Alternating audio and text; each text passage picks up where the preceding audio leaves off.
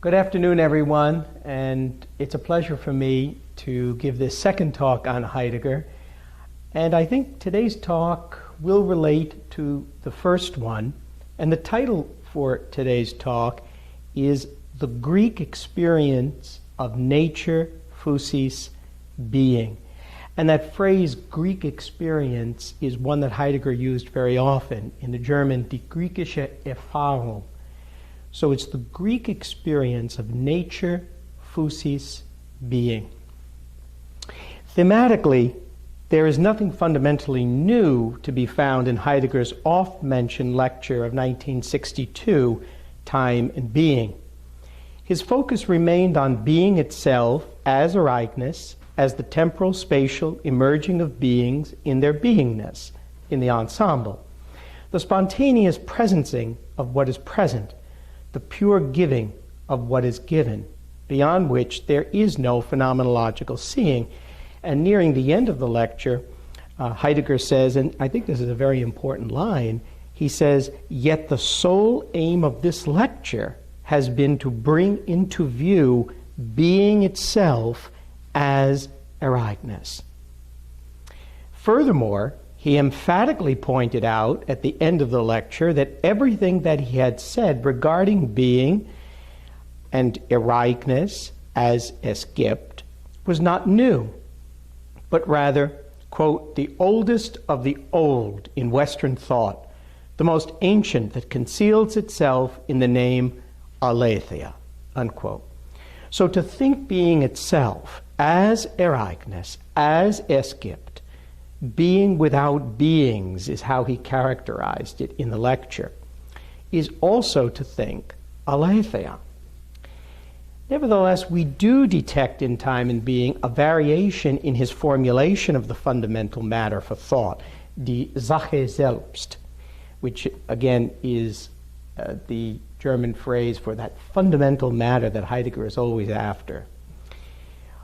But this formulation is more characteristic of his writings of the 1960s, namely the emphasis on the letting character of being itself. That being itself is the letting of beings in their full look, the Greek word eidos, their beingness, was always implicitly conveyed by his earlier indications that Sein selbst, being itself, is the emerging, arising, appearing of beings, physis, or the laying out and gathering of beings, the primordial logos, or the presencing of beings, das Anwesen, but in the verbal sense. In the lecture, however, Heidegger seemed to have become especially frustrated that his earlier formulations were still not understood in the proper way, as he would often say, primarily because we, who are accustomed to speaking of beings only as static objects and facts, have lost the ability to hear the names of being as the Greeks heard them. Consequently, in the 1960s, he often turned to the language of letting, das Lassen, and giving, es gibt, in order to counter yet again the philosophical habit of thinking only of beings in their beingness, or objects in their objectiveness. Being itself as the letting of beings indeed says the same as the emerging and unconcealing and presencing of beings, but it is the language of letting that at this later point in his thinking he found especially helpful to indicate that fundamental matter, die Sache. And there's confirmation for this in the seminars that Heidegger conducted later in September of that year, 1962. But I think that his clearest statement can be found a few years later in the last seminar held at Les Tours in France in 1969, on September 11th to be precise. And he begins by stating plainly that, quote, being lets beings come to presence, unquote. But then he continues, it is a matter here of understanding that the deepest meaning of being is letting, das Lassen again. Letting beings be. This is the non-causal meaning of letting in time and being. This letting is something fundamentally different from doing. The text Time and Being, Heidegger continues on here, attempted to think this letting still more fundamentally in the expression giving. The giving meant here speaks in the expression es gibt. So that's Heidegger's words from that seminar in 1969. Now he adds that his point in highlighting letting and giving is that by doing so, quote, it is no longer the presence, Anwesenheit, of a being which draws one's attention, but the ground which that being covers over, temporally, spatially, in order to make itself independent from the ground, thus letting as such, unquote. So in the seminar, as in Time and Being, he was trying to find fresh language that would draw our attention away from what is present, that is the being, das Seiende or das Anwesende, in its sheer presence, and that's the beingness of the being, die Seiendheit, as die Anwesenheit, or sometimes even das Anwesen, but not in the verbal sense, rather in that substantive or nominative sense. So, again, to come back to his quote, he was trying to find fresh language that would draw our attention away from what is present in its sheer presence in order for us to see pure coming to presence itself, Anwesen selbst. That is what he had referred to as, again, being without beings in the lecture Time and Being.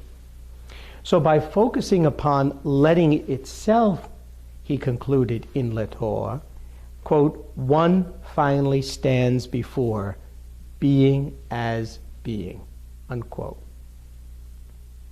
So in Time and Being, Heidegger brought the language of letting and giving to the forefront, but again, the core matter of his thinking remained the same. The movedness, Heidegger uses the word Bewegtheit, the movedness of all things into and out of presence. It had always been his claim that if we were able to truly hear the Greek language, then we would be able to discern this movedness in the ur-words, the primordial words of physis, logos, hen, aletheia. For Heidegger, the Greeks never spoke simply of static presence.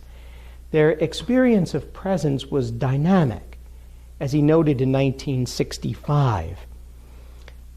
Here is his quote, "What we call ambiguously and confusedly enough beings, the Greek philosophers experienced as what is present, das Anwesende again, because being was granted to them as presence, Anwesenheit.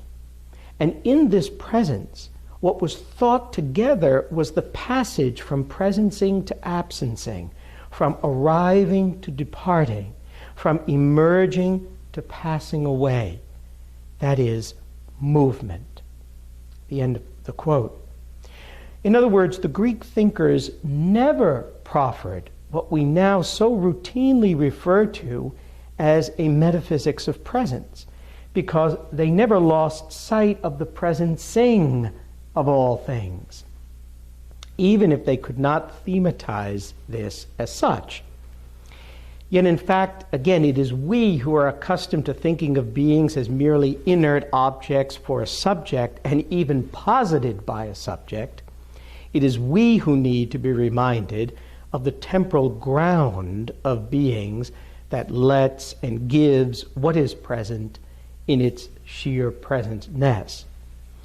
His language of letting and giving in Time and Being attempted to say, sagen, and thereby show, zeigen, in yet one more way, what manifests itself as the inner empowering and enabling, two words that Heidegger also uses quite frequently, this empowering and enabling of all things, which namely is being itself. Even so, well after time and being, Heidegger continued to use the simple term presence, Anwesenheit, in the way that he understood the Greeks to have experienced it, as the text from 1965, which I cited above, I think shows very clearly.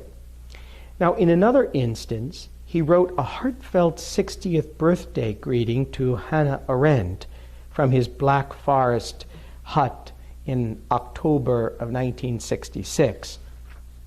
And in the course of his note, he voiced to her his strong objection to how contemporary readers of his work were insistent on subjectivizing or intellectualizing his understanding of aletheia.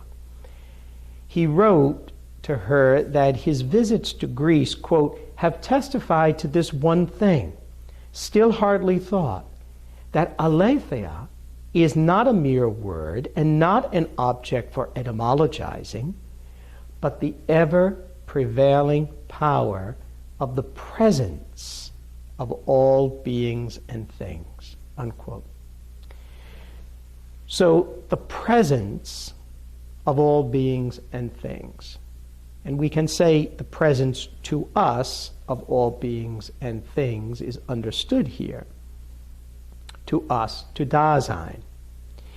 Dasein is the shepherd and guardian of being.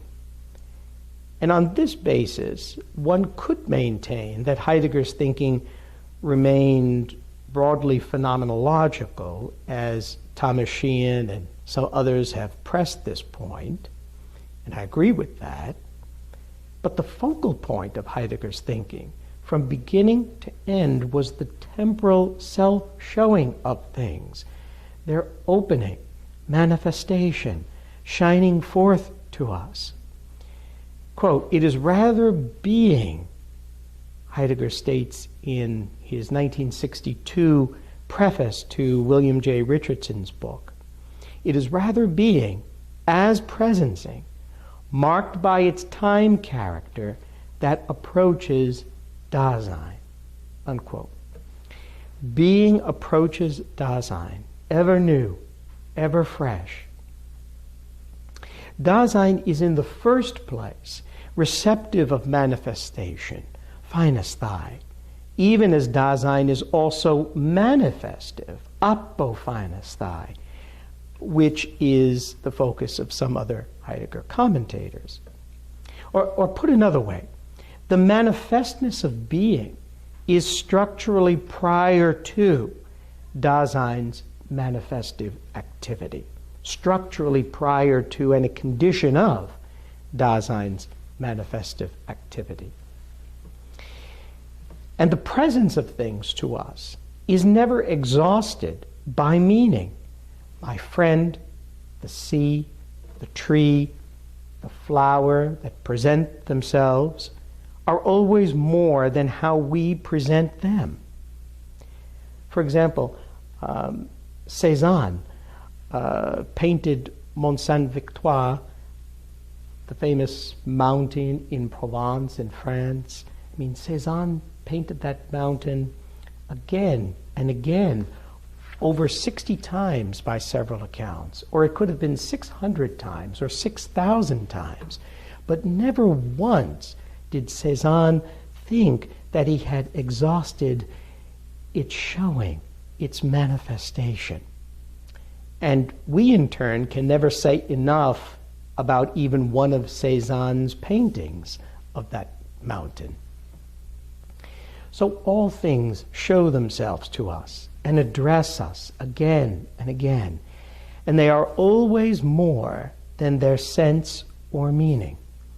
Presence, Anwesenheit, is not reducible to meaning.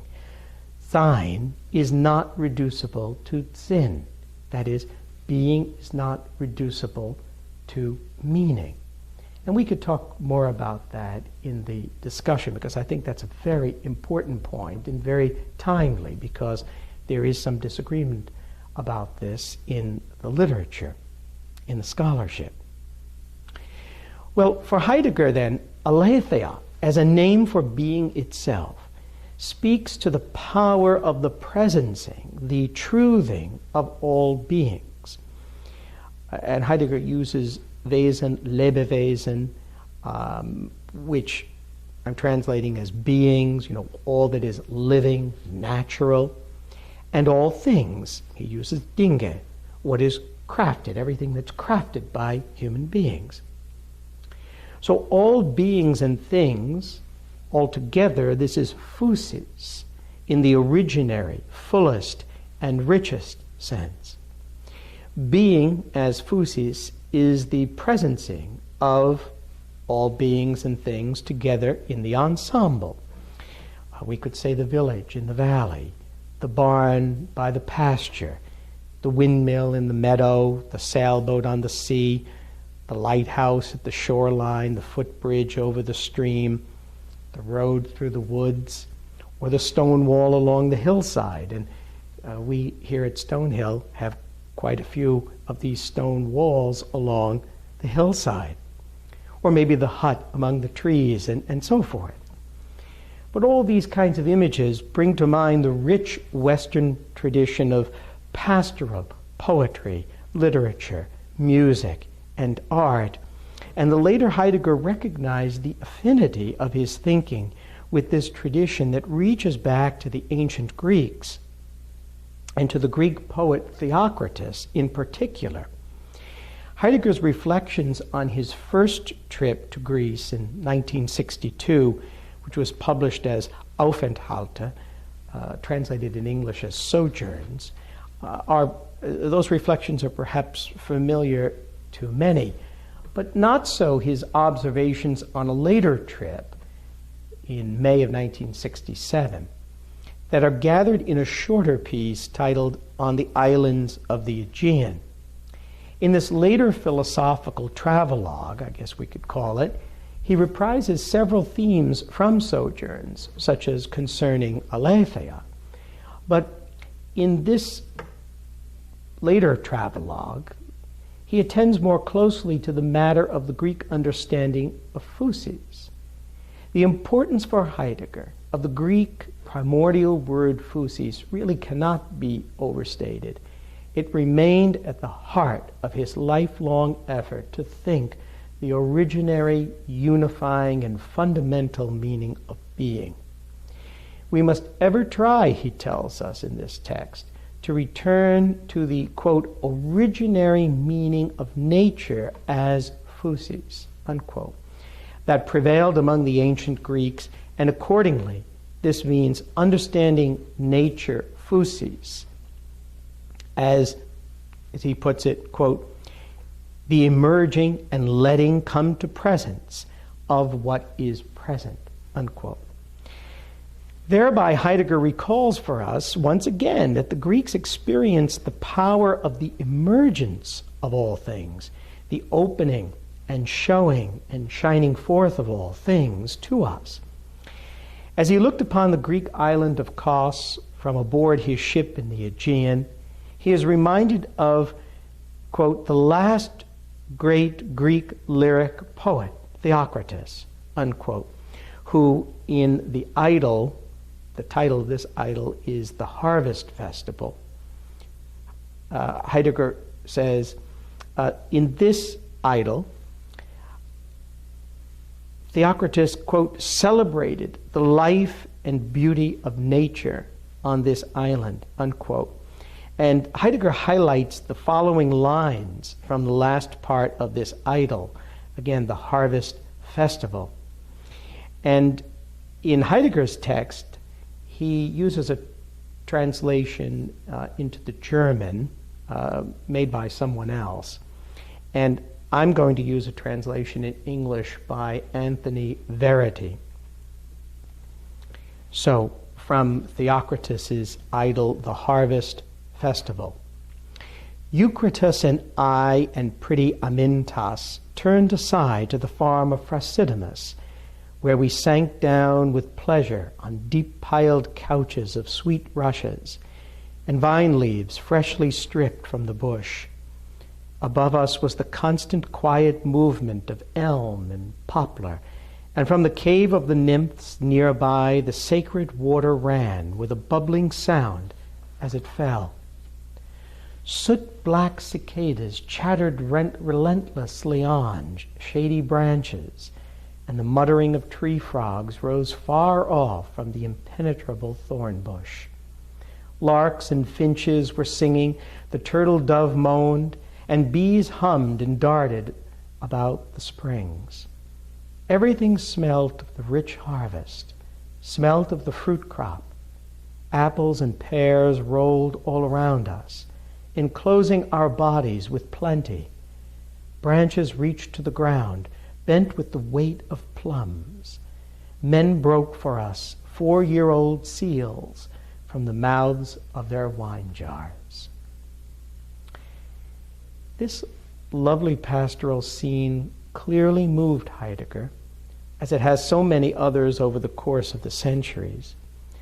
And he also saw in it confirmation that the Greeks enjoyed a special relation to nature-physis.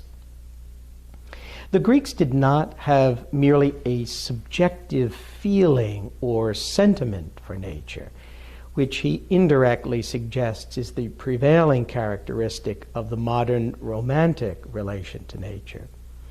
Nor did the Greeks relate to nature as an object for a subject, a relation that developed out of the modern scientific, technological way of thinking that was principally inaugurated by Descartes. Rather, the ancient Greeks enjoyed an immediate, he uses that word, unmittelbar, an immediate experience of nature-physis that was unencumbered by an incessantly mediating subject. This subjectism or subjecticity that is at the foundation of the modern age. Modern romanticism and modern science and technology only appear to be opposites, but in fact they are united by this underlying assumption that the foundation for thinking and feeling is the self, or the subject.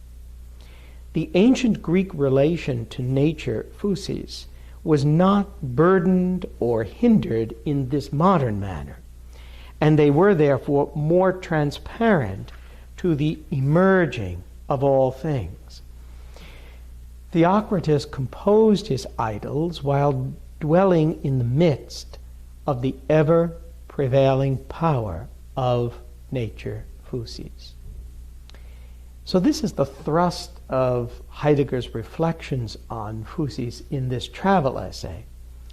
And his aim then in citing Theocritus is to recover for us the distinctive Greek experience of nature-physis-being.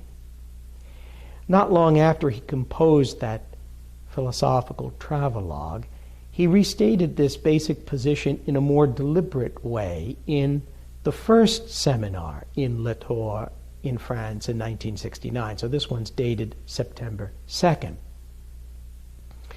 The Greeks, he tells the seminar participants, quote, resided in the midst of phenomena, and they were radically transparent to nature-physis, because they did not take their bearing to physis from the notion of an ego cogito, or again, the subject.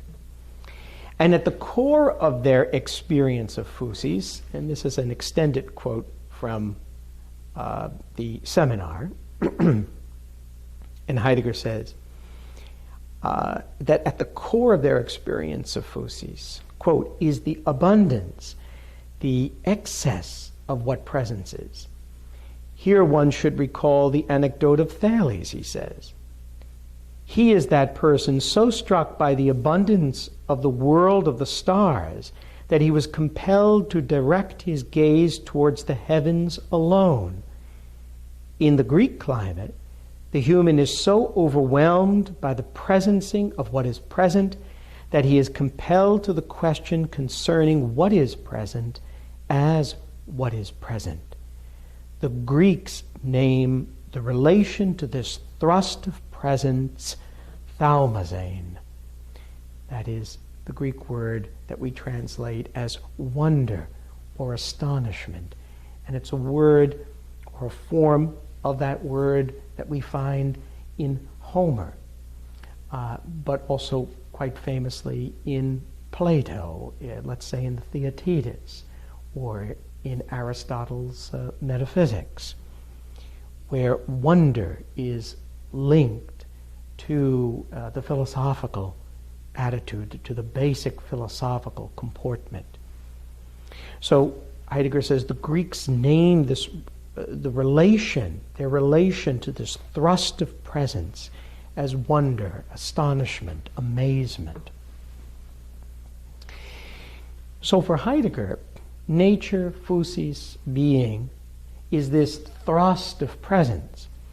And even in Plato and Aristotle, this remained the case, as Heidegger sees it.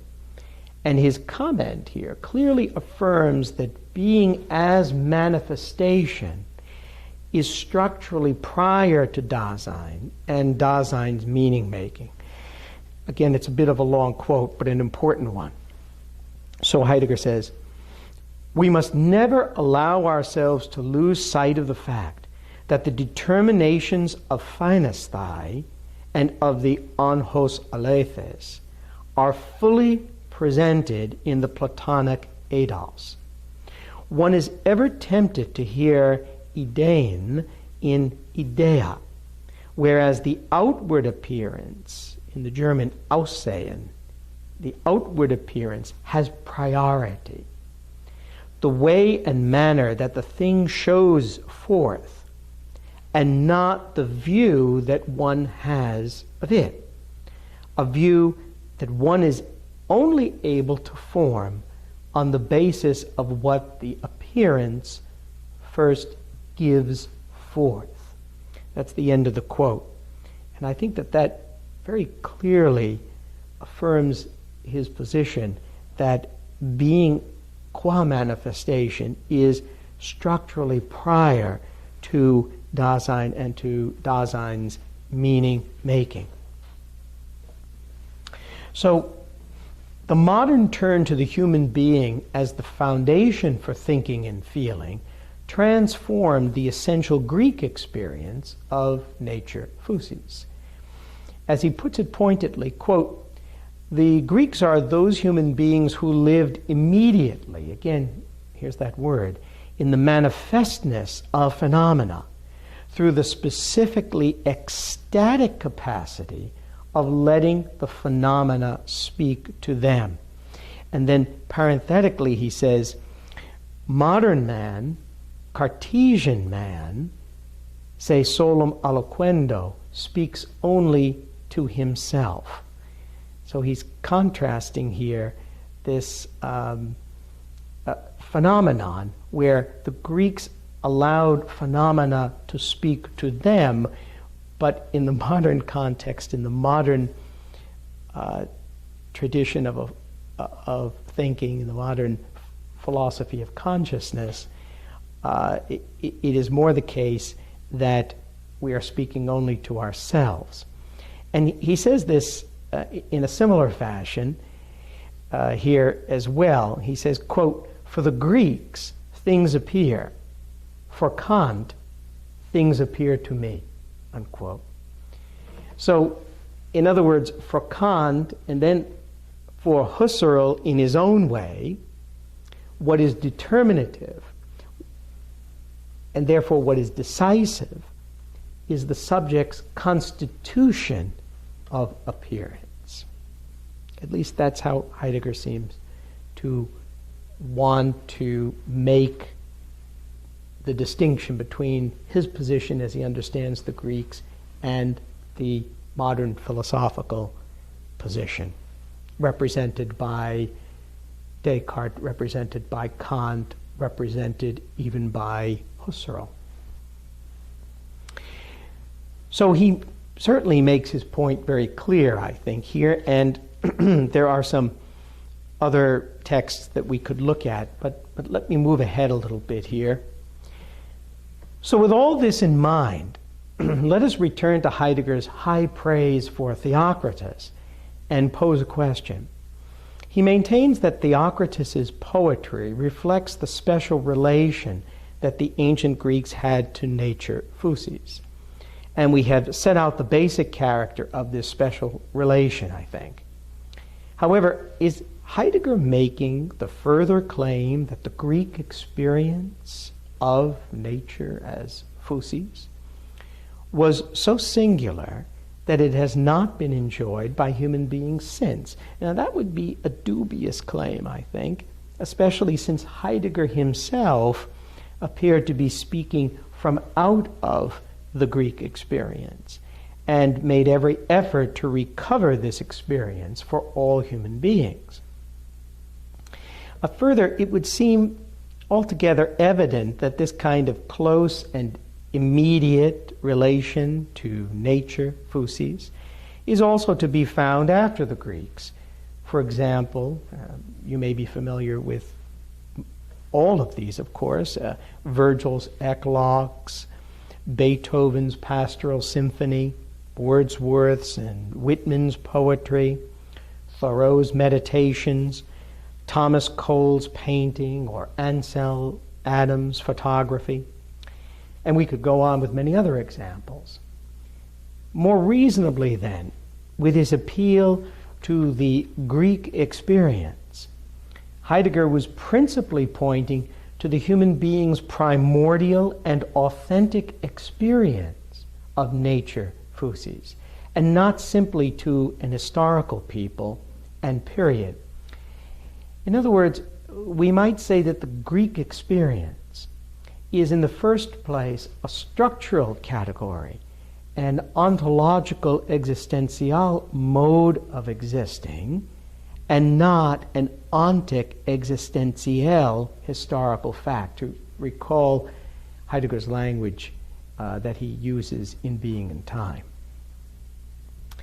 Nevertheless, I would admit a difficulty here, because Heidegger's rhetoric, or more precisely his distinctive rhetorical strategy of valorizing the ancient Greek experience, sometimes did lead him to make, or at least strongly suggest, the narrower claim that the Greek experience of nature, physis, belonged to the Greeks of history and to them only. Yet it was, after all, the proper character of nature, physis, as well as the proper relation of Dasein to nature, physis, that most concerned him. With respect to this core matter, his view was perfectly clear, as the texts that we have examined, I think, bear out, that physis is the temporal manifestation of beings in their beingness, and Dasein dwells in the midst of this manifestness. The Greek experience is the counter, the foil to our modern philosophical and psychological preoccupation with grounding everything in the subject. And it's also the remedy to this position as well. To recover the Greek experience is for us to recover the joyful wonder and astonishment at the inexhaustible giving, showing, shining forth of all things, and to accept with humility the limit of all our saying, language, meaning concerning what is. Again, to the contrary of certain recent readings of Heidegger, the core matter of his thinking is not our meaning-making, as important as this is, and of course I readily admit that, but rather what calls for and calls forth meaning, namely nature, qua physis, qua being. No matter the breadth and the depth of our words and meanings, we cannot exhaust the manifestation of nature. Or in the really lovely poetic words of Gerard Manley Hopkins, and for all this, nature is never spent. There lives the dearest freshness, deep down things. Focusing on Dasein's sense-making, or in some other readings, on Dasein's skillful coping practices, just does not get to the heart of the matter of Heidegger's lifetime of thinking. Such approaches, I think it is now clear, fall short of the Greek experience. Let me speak a little bit about Heidegger's reading of the German poet Hebel, and then we'll bring it to a conclusion. In Heidegger's view, Johann Peter Hebel was not simply a popular poet of the people. There was a surprising and unappreciated depth to his poetry and writings. Like Hölderlin, Hebel could see through all that is present in all of its luster to the source of all that is present, that is presencing itself. And again, that's a name for physis, being.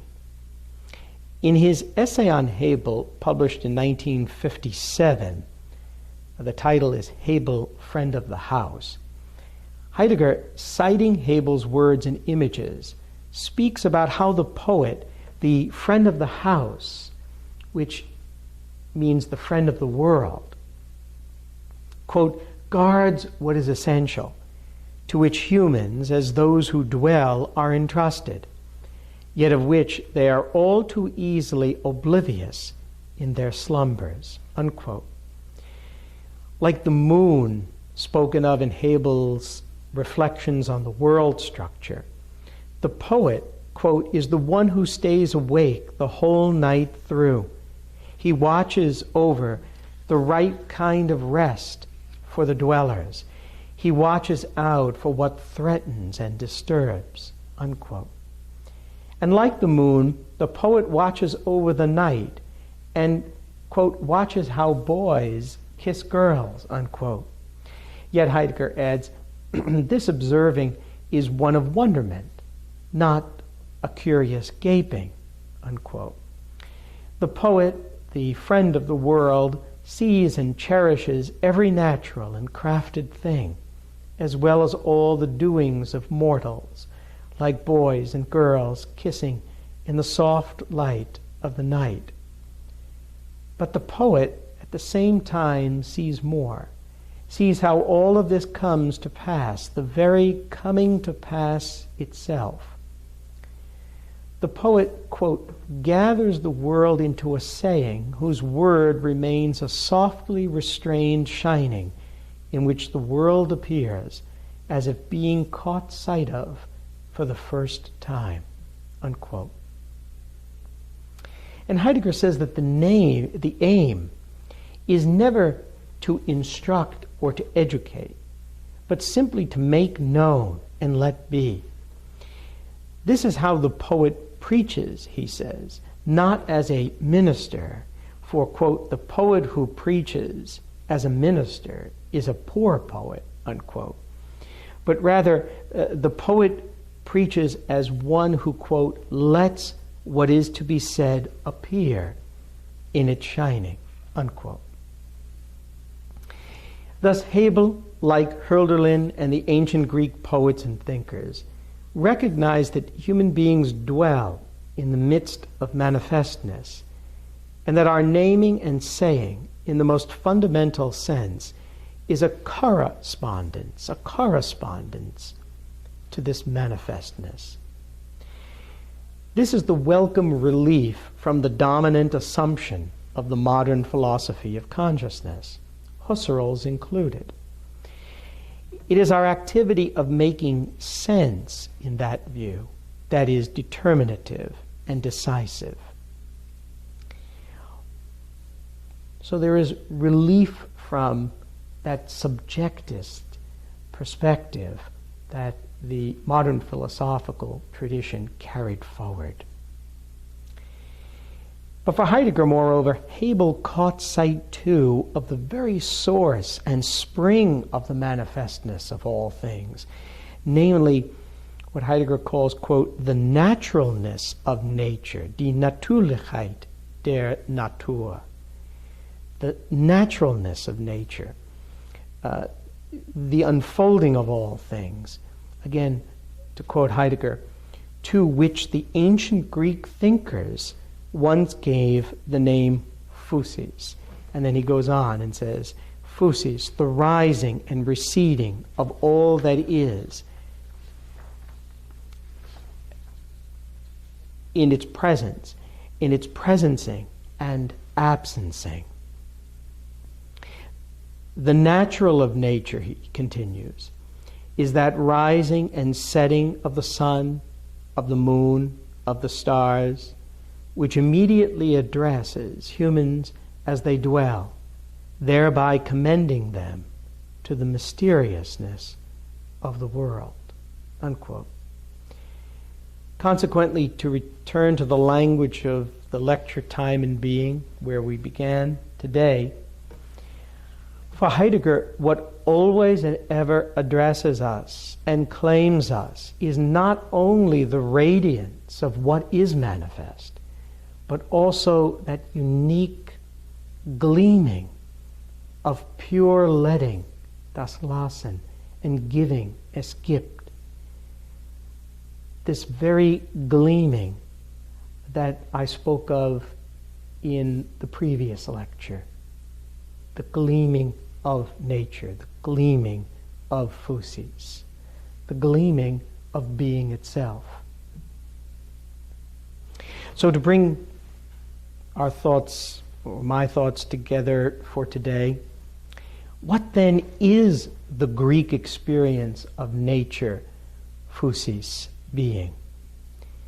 It is the experience of every poet, every thinker, every artist, every human being who has an abiding awareness of the emergence of all beings and things, who sees the hidden stream, the way of all beings and things, who glimpses the letting and giving of all beings and things, who catches sight of the lighting and clearing of all beings and things, who is released, open, and transparent to the vivid and vibrant presence of all beings and things as they unfold.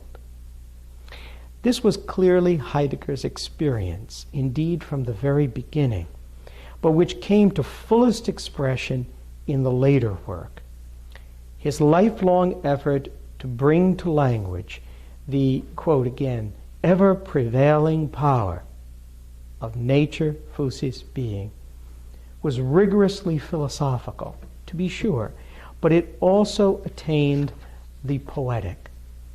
His life's work stands as a luminous philosophical song, a paean to the gleaming of nature. Thank you very much.